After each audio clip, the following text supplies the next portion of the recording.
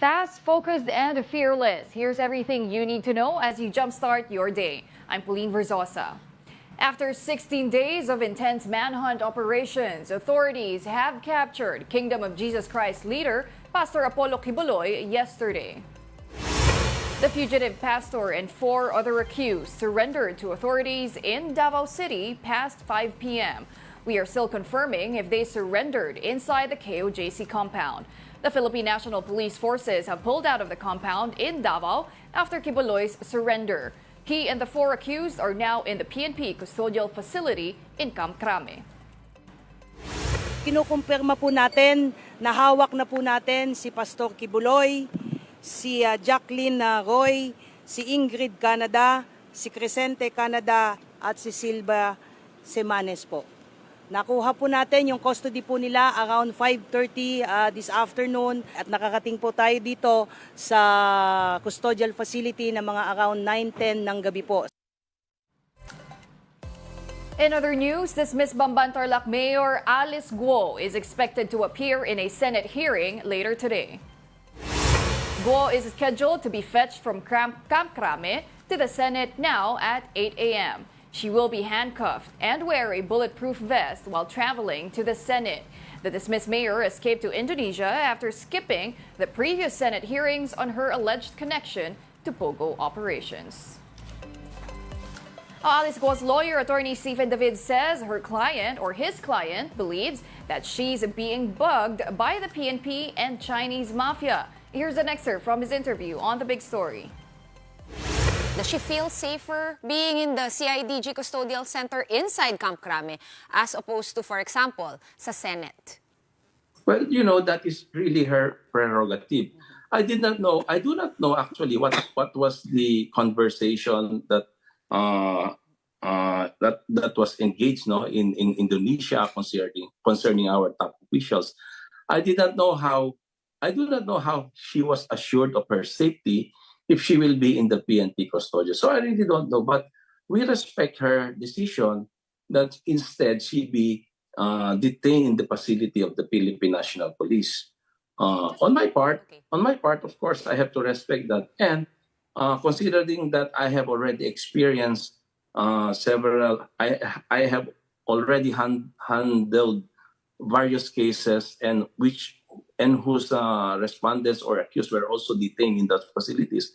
I trust in the capability of the PNP to handle these high-valued detention prisoners. Just to clarify, attorney, it was her choice. Siya po yung nag-request to stay, to ask the courts to stay na lang sa PNP CIDG Custodial Center.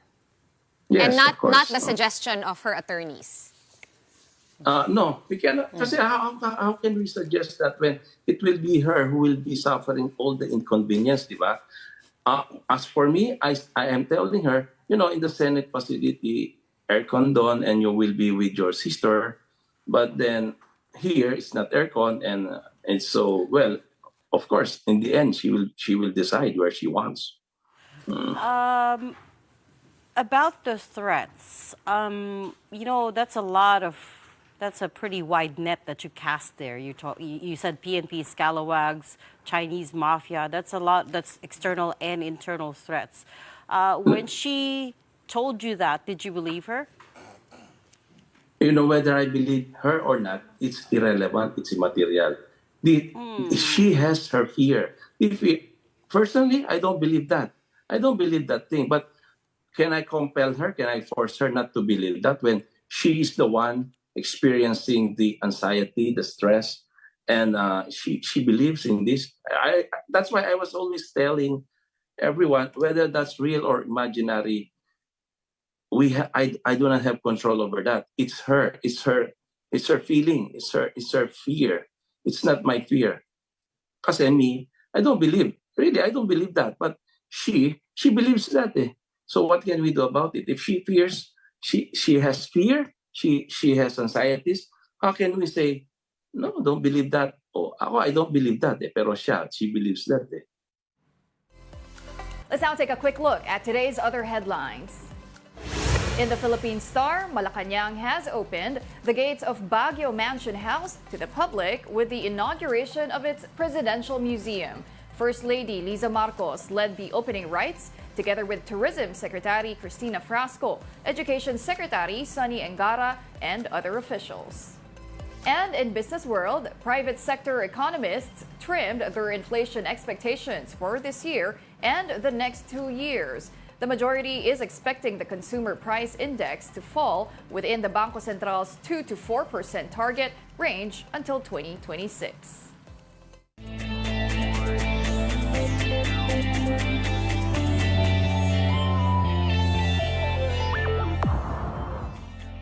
And now on to sports. The UP Fighting Maroons secure their first commanding win in UAAP Season 87 after defeating the Ateneo Blue Eagles 77-61. UP's JD Cagulangan flexed his all-around mastery, erupting for a near triple-double, 17 points, 10 assists, and 7 rebounds. Ateneo, for its part, did its best with blue-chip rookie Jared Bahay living up to his hype with 13 points, 5 rebounds, and 4 assists. Now, during the opening weekend, UST also defeated UE 70-55, Adamson over FEU 59-47, and DLSU versus NU wins 78-75. Las Filipinas fell short against the Osaka Blution in the PNVF Invitationals over the weekend. The Pinoy hitters absorbed another loss after 3 sets. Alas tried to redeem themselves, but Osaka's offense were proven to be too strong against our team. Japanese Olympian and national team superstar Yuji Nishida led Osaka to victory after registering 12 points. Nakagawa ng makabagong diagnostic test ng mga Filipino at Chinese scientists para makatulong pa sa paggamot ng mga pasyente. At para bigyan ng mukha ang balita, Mobile Journal, Francis Orsio.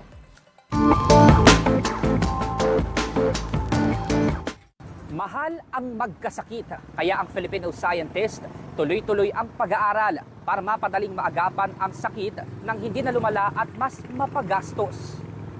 Sa mahal ng pagpapagamot ngayon, check-up pa lang, nakakabutas bulsa na talaga. Nariyan kasi ang bayad sa test, doktor at ire-reset ang gamot. Kaya nagtulungan ang mga Filipino at Chinese scientist mula University of San Agustin sa probinsya ng Iloilo at Tsinghua University sa China sa isang proyekto para mapabilis ang pagtukoy sa pasyenteng may autoimmune disease. The goal of this project that was funded, that's called Sinophil Charm, is to develop simple diagnostic tool to predict, determine the tendency of a person to have autoimmune disease in the future by studying the blood sample.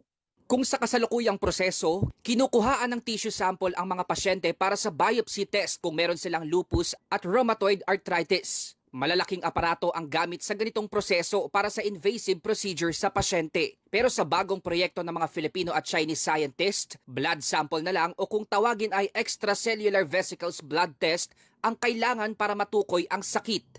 Sa Pilipinas, very traditional pa rin yung mga approach natin sa pagsusuri for lupus or arthritis. Pupunta na lang yung pasyente kung may nararamdaman na. Having a predictive testing para sa mga pasyente, both Filipinos and other nationalities will definitely benefit from this.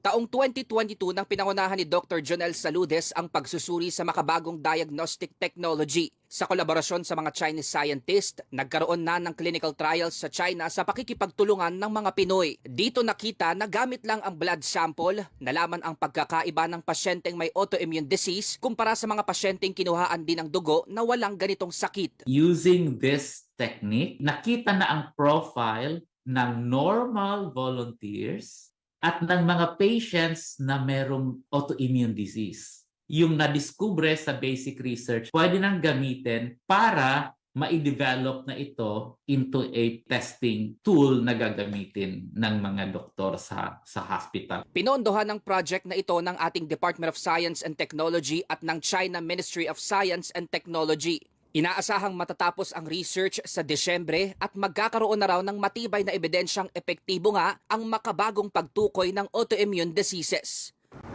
Umaasa ang mga eksperto na mapapababa na ng proyektong ito ang gastos sa check-up ng mga pasyente dahil hindi na magiging komplikado ang clinical diagnostic test. Mobile journalist Francis Orcio po, hatid ang mukha ng balita. And those are the top stories of the hour. Join us later at 9 a.m. as we continue to monitor the day's biggest stories. I'm Pauline Verzosa. We are One News.